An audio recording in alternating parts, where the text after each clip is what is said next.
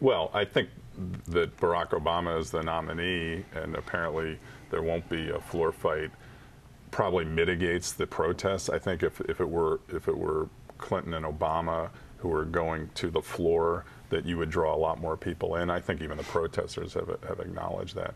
And I think also the question, if you're an anti-war protester, you've got Obama who said he's going to stop the war. So I'm not sure that it has the same character as you know, maybe other anti-war political protests. So I'm not sure what the character of the protest is. That's the question. Is it just because the media attention's here? I think you're using logic here, which doesn't work so well with the protesters. Last week we had one in that very seat who said what he wanted was a dialogue. He didn't want the case. He wanted a dialogue. Of course, he's been arrested for the Columbus Day Parade, standing in the street, stopping the traffic. So, but he wanted dialogue. So it doesn't matter really what they want. I think there's a hobby here. I think these. They're professional protesters. What do you mean? This is what they do. They're a group of them that go from various events around not just the country but the world. WTO this is their events, life. right, Absolutely. Events, right. I mean, you know, I mean, and again, who knows who's going to show up? This could be the best of times for Denver, or it could be the worst of times. Probably someone in the middle.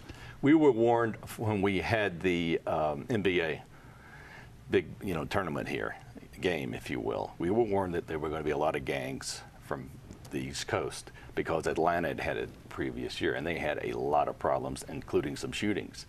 What stopped them from coming to Denver was the distance. If you're a gang member on the East Coast, it's not that big of an effort to get to Atlanta.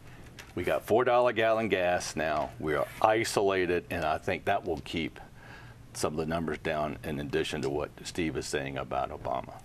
One of the things that your paper broke that surprised me was how many cops are being pulled off the streets in other communities around Colorado. So almost half the force in Aurora will be showing up to Denver. Cops from as far away as El Paso and Arapahoe County and Douglas County sheriffs are coming in. I talked to a council member up in Lafayette, and he's got 9 policemen who he's sending down to Denver. Now they say, well, you're going to get reimbursed for this, but when I asked, what about the brain damage of the negotiation, about the liability issues, what happens when the cop gets sued, will it be Lafayette that gets sued? And he said, well, we haven't really worked all that out. So there's going to be costs of doing this beyond just the time. How many cops are coming in out of town, and is this a good time for me to steal a car in Aurora?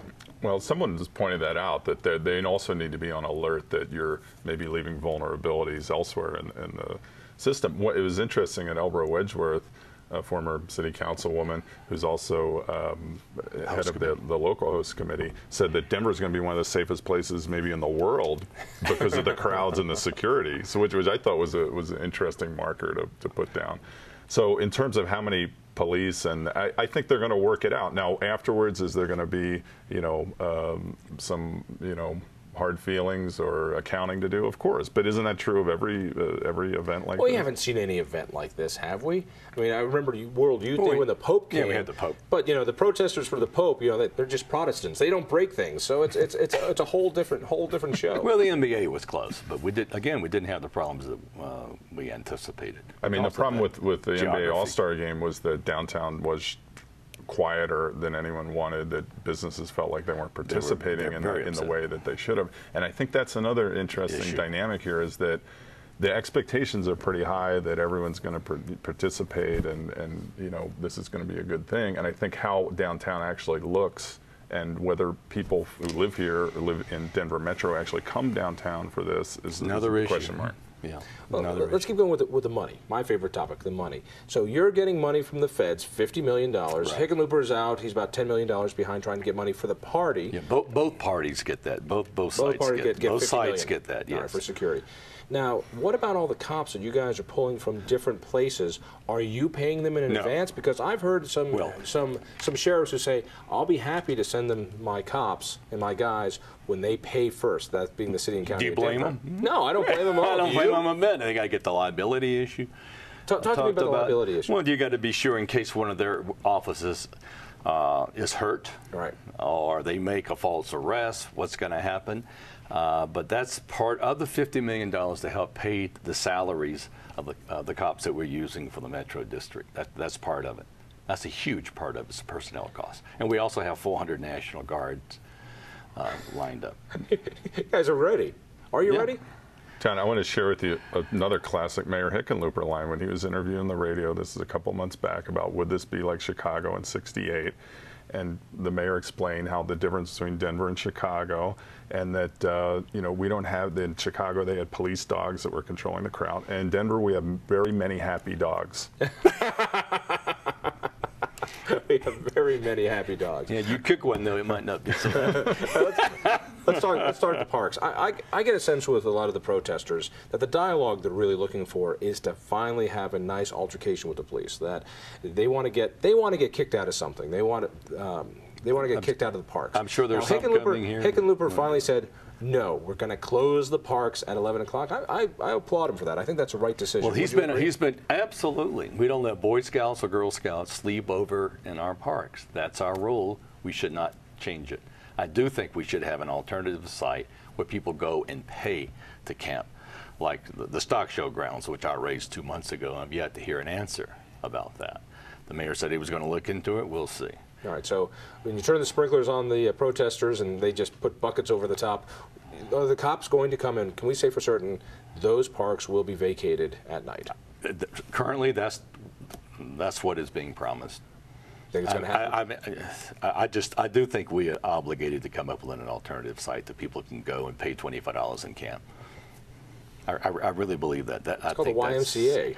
Well, they're booked. They're booked. What do you think?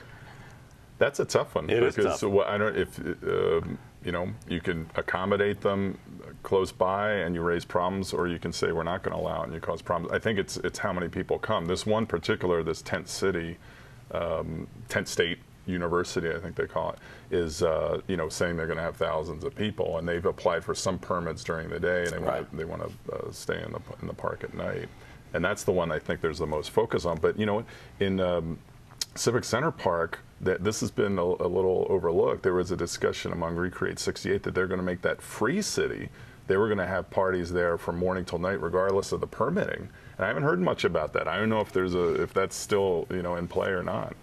Because I could see a really ugly situation. The sun is down. It's 11:15. The cops say you need to leave, and they don't leave. I can see this is going to be their time to shine. You're exactly right. They're going to chain themselves to something, and then that's the number one issue, I think, from a public safety perspective that we face.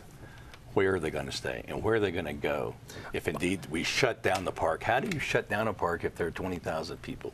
My guess is they don't want to go someplace else. No. And I think the last thing they really want is for you to say, well, I tell you what, you can stay there. Because then they've got nothing to push against. My guess is this is what they're looking for. This is the dare to cross this line. Well, I think they're also looking for what I would call a Woodstock Junior. That they want to come and enjoy the music. They're trying to line up some bands. And, you know, that's not the point of the Democratic National Convention. The point is to nominate a president and vice president. But, you know, for those who want a Woodstock Junior, I would say don't come to Denver. What? You don't think our bands are good? No, because Woodstock was overnight. This is not going to be overnight.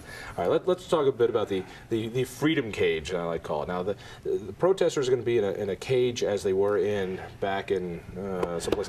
Boston. But maybe not quite as severe. No, I think there was razor wire on the cage in Boston. And they're underneath the freeway, I think, Steve, right? All right, now, the idea is that people should be able to get around the Pepsi Center without having to be assaulted by these people, verbally or physically, or even have leaflets pushed. But this line is going to be 200 feet away.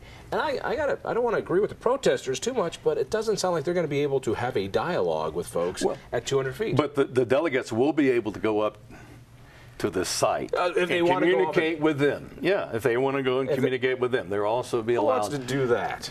Now, that's up to them. I'm not going to tell them what to do. Here in Colorado, we've got a bubble law for abortion clinics. Right. Now, you can get within about 8 feet of somebody, and that means you can be heard. You can talk, but you cannot stop them. This bubble law is 200 feet. Is that a little too severe? That's a tough one because this is a special event. It's not an ongoing, you know, situation in a neighborhood. But what's also interesting about that is that the media tents are adjoining it. So the media is the protest platform is next to some of the media. Now I don't know who has the bigger complaint, the protesters or the media, about being